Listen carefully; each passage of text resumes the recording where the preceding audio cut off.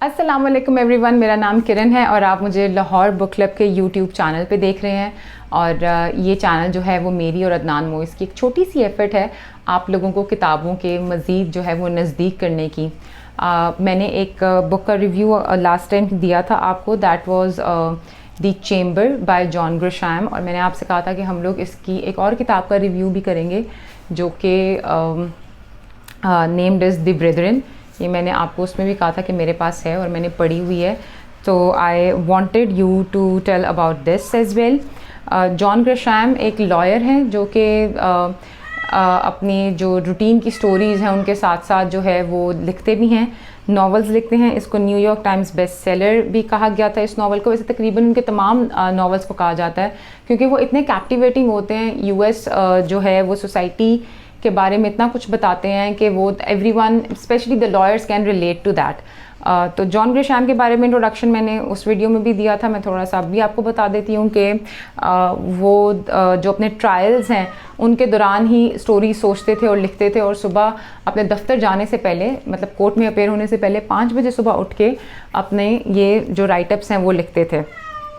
अब इन किताबों के बारे में मैंने तब भी आपको बताया था कि इनका द वेरी फर्स्ट नावल जो उन्होंने लिखा था वो था a time to kill. That is also a very intense story in terms of the characters and everything else. उसको भी हम लोग आपको रिव्यू करके बताएंगे। बट दीज बुक्स, मतलब इस तरह की जो इंग्लिश नॉवेल्स हैं या इंग्लिश ऑथर्स ने लिखे हुए हैं, अमेरिकन ऑथर्स ने, इनको आप जो है सेकेंड हैंड बुक्स भी जो हैं वो ले सकते हैं। आई प्रेफर, मैं 2 जगह से मैंने जैसे तब भी बताया था 2 जगह से मैं शॉपिंग करती हूँ उस किताबों से रिलेटेड। एक, अगर आपने कोई नई किताब लेनी है जो भी अभी मार्केट में आई है, या फिर कोई LLF पे आप गए हुए हैं, कोई ऐसा इवेंट है जहाँ पे किताबें मिल रही हैं, तो आप वहाँ से ले सकते हैं, या फिर आप बुक शॉप से जाके ले सकते हैं। लेकिन अगर आपने कोई पुरानी किताबें लेनी हैं जो कि ऑलरेडी पब्लिश्ड हैं, तो आप अनारकली जा सकते हैं संडेज़ को, और आप जो है वो उर्दू बाज़ार विज़िट कर सकते हैं। और उसके अलावा आप जो मियाँ हॉस्पिटल के सामने मार्केट है जिसको हम लंडा बाज़ार कहते हैं, उसकी एक साइड पे भी पूरी दुकानें हैं जहाँ से आपको डाइजेस्ट या ऐसी किताबें मिल जाती हैं। So specifically talking about this novel, this is about 3 जजेस जो कि जेल के अंदर बैठ के एक फ्रॉड जो है वो करने की कोशिश करते हैं, और उसमें वो कामयाब भी हो जाते हैं। इसके जो हैं क्या कहते हैं, बुक के एंड पे जो है वो इनकी अगली बुक के भी चैप्टर 1 थोड़ा सा दिया हुआ था, अ पेंटेड हाउस। मैंने उसको नहीं पढ़ा क्योंकि अगर मैंने चैप्टर 1 पढ़ लेना था तो फिर मेरा तजस्सुस और बढ़ना था कि मैं किताब ला के वो भी किताब शुरू करूँ। तो इसके ऑलमोस्ट 39 चैप्टर्स हैं and the book is 500 something 440 pages. और ये मेरा ख्याल है किताब मैक्सिमम आपको मिल जाएगी 100-150 रुपए की जो है वो सेकंड हैंड उर्दू बाज़ार से। और अदनान ने उस दिन एक बड़ी अच्छी बात कही थी कि एक किताब के पास हमेशा 2 कहानियाँ होती हैं। एक कहानी अपनी किताब की होती है और दूसरी कहानी उस इंसान की होती है जिसने वो किताब पढ़ी होती है। और अब तीसरी कहानी इसमें ये ऐड होने लगी है कि जो तीसरा इंसान इस किताब को पढ़ता है उसमें होता है, जैसे फॉर एग्ज़ाम्पल इसमें ईयर तो नहीं लिखा हुआ, लेकिन ये किसी लाइब्रेरी से ली गई है किताब, क्योंकि यहाँ पे लिखा हुआ है December 22 received and November 9 received. Stamps लगी हुई हैं इस बुक पे, जो कि ज़ाहिर सी बात है मेरी तो नहीं है। तो ये जिस भी लाइब्रेरी में होगी ये उनकी अप्रूव्ड जो है वो स्टैम्प्स की डेट है। बाकी ईयर नहीं लिखा हुआ, I don't know about the year कि ये किस साल की होंगी। बट खैर, इसकी अगर स्टोरी के कैरेक्टर्स मैं आपको बताऊं तो इसमें US इलेक्शंस के बारे में आपको पता चलेगा, US के लॉ के बारे में आपको पता चलेगा कि किस किस तरह से प्रिजनर्स जो राइट्स हैं वो दिए जाते हैं अमेरिका जैसे एक मज़बूत और सुपर पावर मुल्क में। एक चीज़ जो इसमें काफ़ी इंटरेस्टिंग है, इसमें लिखा हुआ है कि जो प्रिजनर्स हैं, कैदी हैं, वो मतलब कैद में रह रहे हैं और उनको टैक्स पेयर्स की मनी से खाना भी मिलता है, रिहाइश भी मिलती है, फैसिलिटीज़ भी मिलती हैं, और उन्होंने कुछ करना ही नहीं होता। So why not making them a part of our society, और उनसे जेल के अंदर रहते हुए कोई ऐसे प्रोडक्टिव काम लिए जाएं जिनमें वो लोगों की मदद कर सकें या कम्युनिटी को सर्व कर सकें या इकोनॉमी को दोबारा से जो स्टेबल कर सकें। तो that was a really good idea. I remember इधर मैं एक दफ़ा सेंट्रल जेल में गई थी, तो वहाँ पे टेफ्टा ने कुछ ऐसे प्रोजेक्ट्स शुरू किए हुए थे, which is technical educational vocational training institute Punjab, जो कि ऐसे स्किल्स सिखाए जाते थे प्रिजनर्स को कि वो बाहर आके अपनी ज़िंदगी जो है वो बेहतर तरीके से गुजार सकें। तो इसमें वो स्किल तो सीखने की कोशिश नहीं करते, लेकिन एक स्कैम करने की कोशिश करते हैं ताकि बाहर निकल के जो है वो अपनी ज़िंदगी जो है वो बेहतर तरीके से गुजार सकें। उसमें वो एक लॉयर को भी बीच में ऐड करते हैं। इसमें आपको अमेरिकन स्पाई एजेंसी के बारे में भी बहुत ज़्यादा कुछ पता चलेगा, क्योंकि वो जो स्कैम कर रहे होते हैं उसमें एक बंदा जो है वो फंस जाता है जो कि प्रेसिडेंट के इलेक्शन के लिए रन कर रहा होता है, और वो एज प्रेसिडेंट जो है वो नॉमिनेटेड होता है। उसका सारा पास रिकॉर्ड बहुत साफ़ सुथरा होता है, लेकिन वो इनके स्कैम में किस तरह फंसता है और क्यों फंसता है ये आपको किताब पढ़ के पता चलेगा, क्योंकि it's kind of a thrilling novel. इसमें लोगों को मारा भी जाता है, लोगों को किडनैप भी किया जाता है, और ऐसे ऐसे ट्रिक्स आपको स्पाइस के बारे में पता चलते हैं कि यार वाकई ये लोग इस तरह से करते होंगे।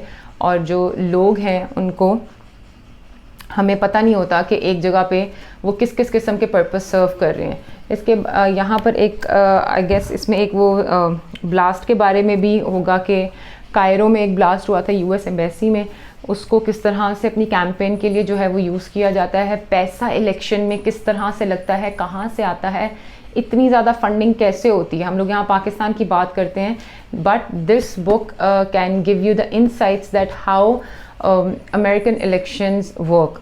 तो ये अगर आप इजीली समझना चाहते हैं कि अमेरिकन इलेक्शंस में क्या होता है, स्पाइस किस तरह से कंट्रोल करते हैं कि कौन प्रेसिडेंट बनेगा कौन नहीं बनेगा, फंडिंग कहाँ से आती है, किस तरह से आती है, ऑफशोर कंपनीज कैसे बनती हैं और क्यों बनती हैं, लोग किस वजह से बनाते हैं, तो ये इतनी ज़्यादा चीज़ें इस एक नावल में बताई गई हैं।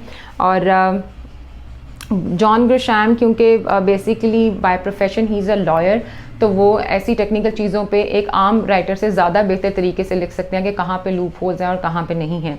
तो ये बुक भी बहुत अच्छी है इनकी।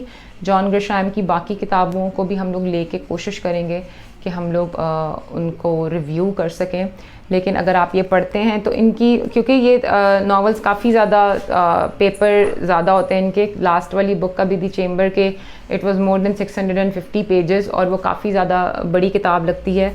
इसका भी ऐसे ही था कि शुरू कर ली और ख़त्म नहीं की तो वो चलता गया।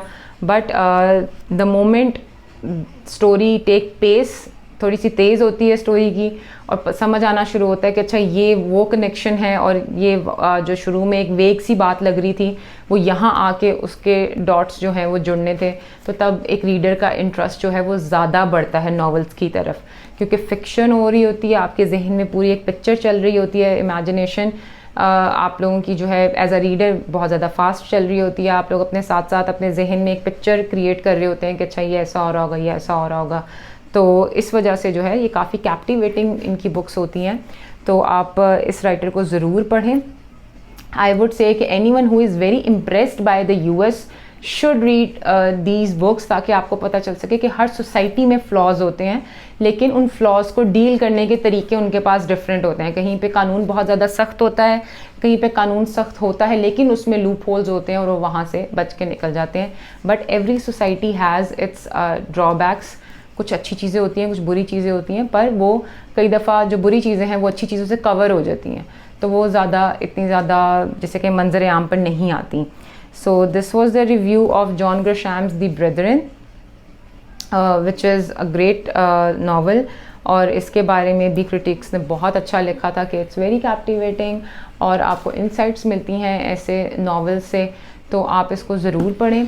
एंड प्लीज़ अपने इर्द गिर्द जो है वो माहौल का ख्याल रखें, सफाई का ख्याल रखें, एंड प्लीज़ ट्राई कि आप जो है जो कूड़ा है या कोई गंद है, कोई रैपर है, कोई कुछ है, वो अपने घर ला के ही अपने डस्टबिन में फेंकें। गाड़ी से बाहर फेंकने की ज़रूरत नहीं है, रोड्स को गंदा मत करें, क्योंकि फिर यही जो गंद है आगे जाके बारिशों के सीज़न में आपको बहुत ज़्यादा परेशान करेगा। We will be taking you guys इंशाल्लाह। थोड़ा सा सिर्फ मौसम अच्छा हो जाए तो हम लोग आपको अनारकली बाज़ार का भी विज़िट कराएंगे और उन शॉप्स पे लेके जाएंगे जहाँ से हम लोग खुद किताबें ख़रीदते हैं, नई किताबें भी और पुरानी किताबें भी, तो you can get the insights कि how we bargain the price with. वैसे तो किताब की कीमत पे बार्गेन नहीं करना चाहिए, बनता भी नहीं है, क्योंकि सेकंड हैंड बुक्स वैसे इतनी महंगी नहीं होती, और जो महंगी होती हैं वो आप ऐसे स्टोर से ख़रीद रहे होते हैं कि आप वहाँ पे बार्गेन नहीं कर सकते। लेकिन अगर आप बल्क में ख़रीदें, मतलब जैसे मैं ये कोई 10-12 किताबें इकट्ठी खरीदती हूँ तो उस पर फिर वो खुद ही कह देते हैं कि अच्छा बाजी आप इतना डिस्काउंट ले लें। So we will be taking you guys there as well. Next review तक जो है वो आप अपना बहुत ख्याल रखिएगा और अपने इर्द गिर्द सफाई रखें, और प्लीज़ अपनी सीट बेल्ट बांधें, अपना बहुत ज़्यादा ख्याल रखें, और हमें प्लीज़ अपनी फ़ीडबैक देते रहें कि आपको रिव्यूज़ कैसे लग रहे हैं। And if any other book you want us to review, so you are more than welcome हमें कमेंट सेक्शन में बताने के लिए कि आप किस बुक का रिव्यू चाहते हैं कि हम लोग आपको करके दें। अपना बहुत ख्याल रखिएगा। अल्लाह हाफ़िज़।